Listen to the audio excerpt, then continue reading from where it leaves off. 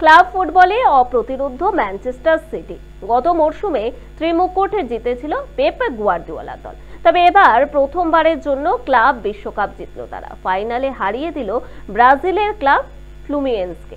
সেখানে খেলার ফল সিটিজেনদের পক্ষে 4-0। ইংল্যান্ডের ক্লাবের হয়ে জোড়া গোল করে নায়ক মেসির জাতীয় দলের সতীর্থ জুলিয়ান আলভারেজ 2023 সালে নিজেদের পঞ্চম ট্রফির জয় নিশ্চিত করল ম্যানচেস্টার সিটি। সৌদি আরবে অনুষ্ঠিত ক্লাব বিশ্বকাপের ফাইনালে ব্রাজিলের ফ্লুমিনেন্সের মুখোমুখি হয় পেপ গুয়ার্দিওলা ছেলেরা।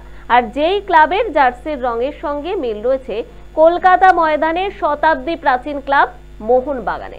গুরুত্বপূর্ণ এই ম্যাচে দলের দুই সেরা তারকা আর্লিং হাল্যান্ড এবং কেভিন ডি ব্রুইনাকে পায়নি সিটি।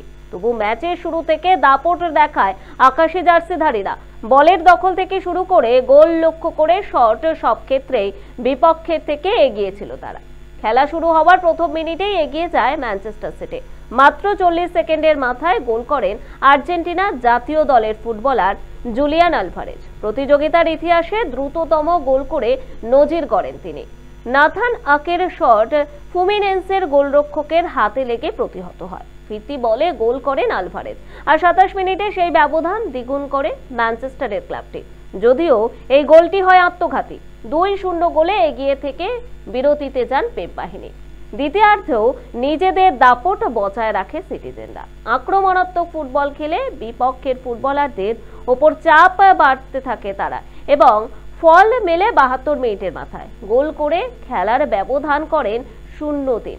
এক্ষেত্রে ফয়েডেনকে গোলের বল সাজিয়ে দিয়েছিলেন আলভারেজ। ব্রাজিলের ক্লাবটির পক্ষে আর খেলায় ফেরা সম্ভব হয়নি। দ্বিতীয়ার্ধে নির্ধারিত সময় শেষ হওয়ার 2 মিনিট আগে আরও একটি গোল পায় ম্যানচেস্টার সিটি। নিজের দ্বিতীয় এবং দলের হয়ে চতুর্থ গোলটি করেন জুলিয়ান আলভারেজ। গোটা ম্যাচে যিনি অনুপস্থিত টের পেতে দেয়নি। তবে দ্বিতীয়ার্ধের গুরুতর চোট পান সিটির মিডফিল্ডার রড্রি।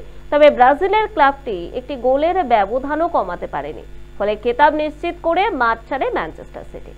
এর আগে ইংল্যান্ডের মোট 3টি ক্লাব এই খেতাব জিতেছিল। তারা হলো ম্যানচেস্টার ইউনাইটেড, লিভারপুল এবং চেলসি। চতুর্থ দল হিসেবে ক্লাব বিশ্বকাপের খেতাব জিতল ম্যানচেস্টার সিটি। তবে নিজের কোচিং ক্যারিয়ারে এই নিয়ে চতুর্থবারের জন্য এই খেতাব জিতেছেন পেপ গুয়ার্দিওলা। ছাপিয়ে গেলেন রিয়াল মাদ্রিদের ইতালিয়ান কোচ কার্লো অ্যানসেলোত্তিকেও।